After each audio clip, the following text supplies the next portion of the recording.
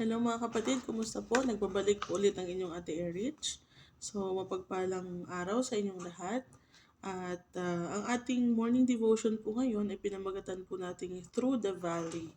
At ang verse po natin ay mula po sa Psalm chapter 23 verse 4.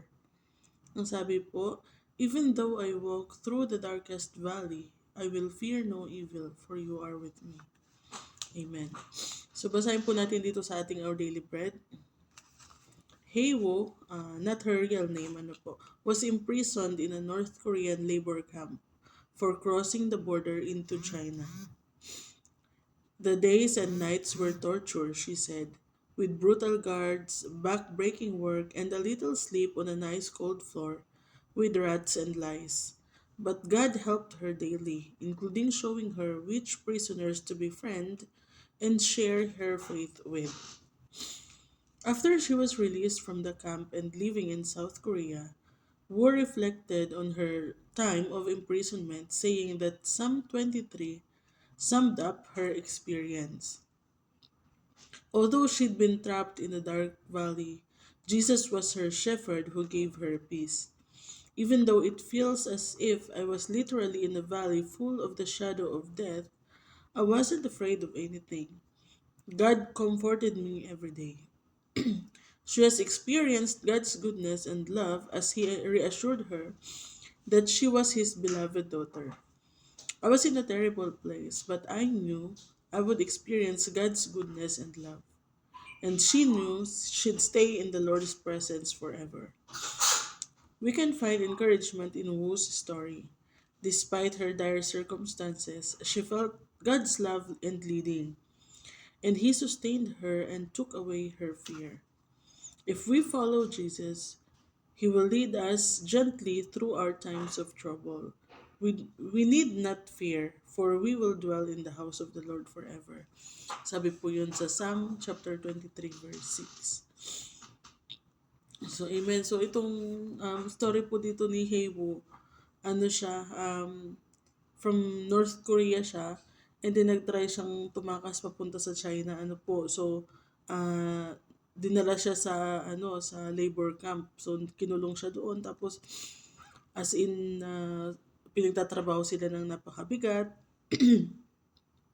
Natutulog sila, yung maiksi lang yung tulog nila, tapos sa sahig lang sila natutulog na napakalamig, may mga ano pa daw, may mga rats and lice, ano yun, kuto ba? Kuto bang lice, tsaka mga daga. So, kahit ganun yung kanyang kalagayan, ano po, wala siyang takot or wala siyang naramdaman na takot, ano po. Itong Psalm 23, yung sinulat ni King David, yun ang parang laging nagre-remind sa kanya, ano po, tinutulungan siya ng Panginoon sa araw-araw, and andun yung comfort ng Panginoon lagi sa kanya, ano po, and pinapakita din sa kanya ng Panginoon kung sino yung mga kakaibigan niya dun sa camp na yon, dun sa mga preso din na katulad niya, at kung sino yung mga babahaginan niya ng kanyang pananampalataya, ano po. So, alam naman natin na hindi ko po alam sa north, ano po, kasi nga very close sila, pero sa south, nung mga unang din is grabe din ang persecution sa mga Christians, ano po. So parang ngayon na lang medyo nagiging open sila. Pero so siguro mas worse pala yung kalagayan sa North Korea, ano po, ng mga mananampalataya. So baka maling share mo sa maling tao, baka tamang share mo pala sa maling tao, baka mapupugutan ka ng ulo ba. Parang dito sa Middle East na bawal siya. So, maaaring mapahamak siya pagka isinumbong siya. Ano po. So, maging yung pag-share niya ng kanyang pananampalataya sa ibang mga prisoner, ang Panginoon ang namimili at nagpapakita sa kanya. Ano po. So, sabi nga niya, even though it felt as if I was literally in a valley full of the shadow of death, I wasn't afraid of anything. God comforted me every day. Sabi niya pa, I was in a terrible place but I knew I would experience God's goodness and love. So sa atin pong mga buhay, ano po, maraming beses na parang andun tayo sa darkest moment ng ating buhay, maaring prison din kaparehas naranasan nito ni Himo, or specific situations na parang napaka-dark na parang wala tayong makitang ano ba, parang hindi natin makita yung end of the tunnel. 'Di ba kasi pagka pupunta tayo sa tunnel, parang 'di ba madilim siya sa ilalim. Tapos pag nakita na natin yung gagantong liwanag, andun na yung pag-asa, malapit ko nang makita yung liwanag, malapit na ako makalabas dito sa tunnel na to. Pero kung andun pa tayo dun sa sa dilim, wala tayong dalang ilaw, wala tayong nakikitang liwanag, na hindi pa natin nakikita yung end of the tunnel, ano po. Maaaring may mga sitwasyon na ganun sa ating buhay na parang nga tayo nasa valley of death, shadows of the valley of death, ano po. Wag po tayong matatakot, ano po. Minsan, inaalaw ng Diyos na mapunta tayo sa specific situations. Minsan, inaalaw niya dahil pagpapalo niya sa atin, dahil sa ating mga wrong choices, ano po, ating mga wrong decisions. Or, it's His purpose, kaya nilagay ka niya dyan. May purpose siya para sa'yo. May nais siyang ipagawa sa'yo dyan sa sitwasyon na yan. Whatever it is, na kung bakit ka napunta dyan, andun yung assurance natin na hindi tayo pababayaan ng Diyos. Hindi tayo iiwan ng Diyos. Ano po, kahit pa pagpapalo yan ng Panginoon sa atin, kaya tayo napunta dyan sa dark situation yan, siya pa rin ang tutulong sa atin, siya pa rin ang sasama sa atin para pagtagumpayan natin yung pinagdadaanan natin ngayon. Ano po, so may mga pagkakataon na parang we are very hopeless na, parang yung nanghihina ka na, gusto mo nang sumuko, lumapit po tayo sa Panginoon. Ano po, He is our shepherd, di ba sabi sa Psalm 23, "The Lord is my shepherd, I lack nothing. He makes me to lie down in green pastures. He leads me beside quiet waters. He refreshes my soul. He guides me along the right paths for His name's sake." Lagi po tayong dinadala ng Panginoon sa tamang daan, ano po. Minsan tayo mismo yung lumalayo, tayo mismo yung lumiliko kung saan-saan. Pero salamat sa Panginoon sa kanyang kabutihan na kahit na ganun ang ating ginagawa, hindi pa rin niya tayo iniiwan, ano po. Lagi pa rin siyang andyan, nakaalalay sa atin, lagi pa rin siyang andyan na kino-comfort tayo, sinasamahan tayo, tinutulungan tayo sa lahat ng pinagdadaanan natin. Di ba sabi nga ni King David dito sa verse natin, sa verse 4, "Even though I walk through the darkest valley, I will fear no evil, for you are with me. Your rod and your staff, they comfort me." So, whatever it is na situation natin ngayon, katulad nitong ginawa ni Hewo, ano po, andun siya sa darkest moment ng kanyang buhay. Parang hirap na hirap siya sa bigat ng trabaho, wala silang pahinga, tapos walang maayos na tulugan.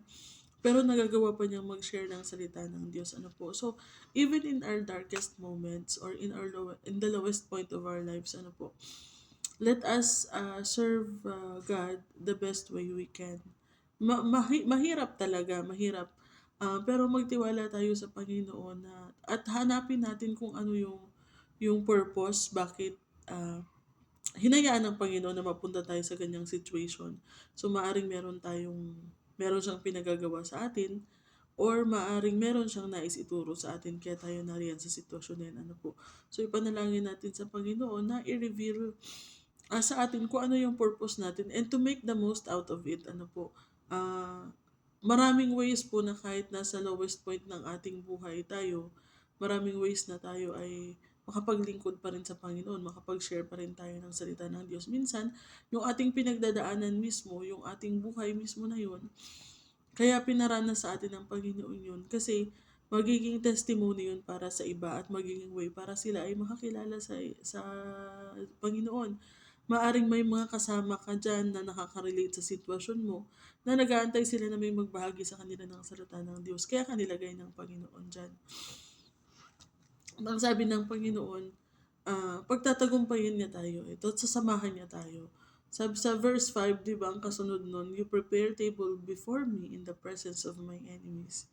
You anoint my head with oil, my cup overflows." So verse 6, "Surely your goodness and love will follow me all the days of my life, and I will dwell in the house of the Lord forever. So, ang goodness, ang pag-ibig ng Diyos laging nakasunod sa atin.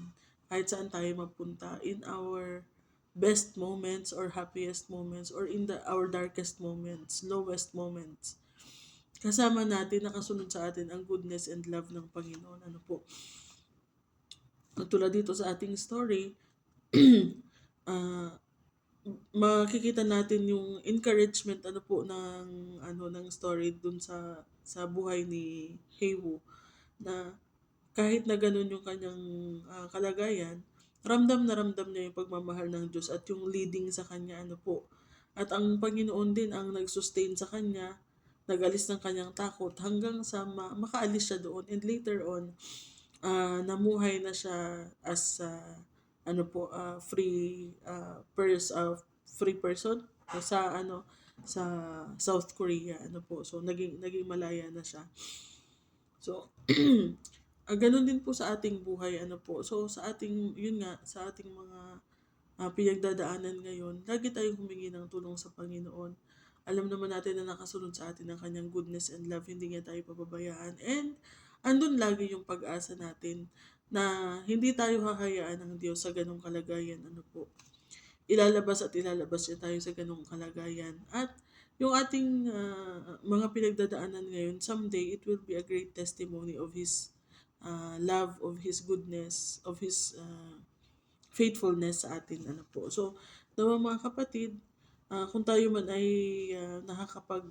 nakaka-experience ngayon na parang tayo naglalakad sa dark valley ng ating buhay, manampalataya tayo sa Panginoon, magtiwala tayo sa Kanya, at uh, let us make the most out of that situation. Ano po, maghanap tayo ng way, o hingin natin sa Panginoon na ipakita sa atin yung way kung paano niya tayo magagamit in that specific situation. So, at syempre, maging excited tayo dun sa feast na ihahanda sa atin ng Panginoon later on. So, amen. Praise the Lord. At tayo po ay manalangin. Hallelujah. Salamat, Panginoon. Thank you po sa inyong goodness and inyong love, Panginoon, na lagi po nakasunod sa amin. Maraming beses po sa aming buhay na we experience para kaming naglalakad sa valley of the shadow of death, Panginoon. Maraming beses na na-experience namin, Panginoon.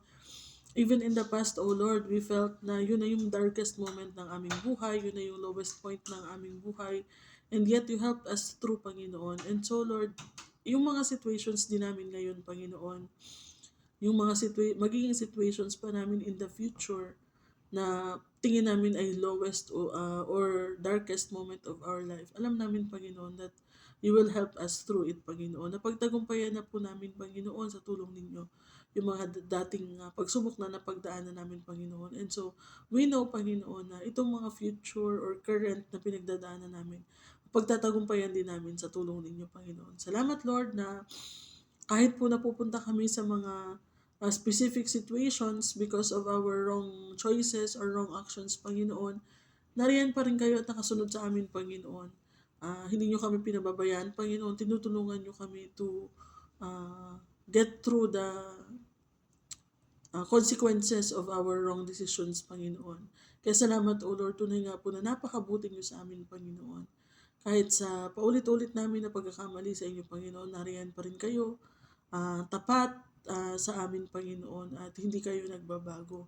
And Lord, if you intentionally put us in this situation, Panginoon, to teach us something or for your purpose, Panginoon, help us to see that purpose, O Lord, or help us to see that lesson, Panginoon, na nais nyong ipaalam sa amin, Panginoon.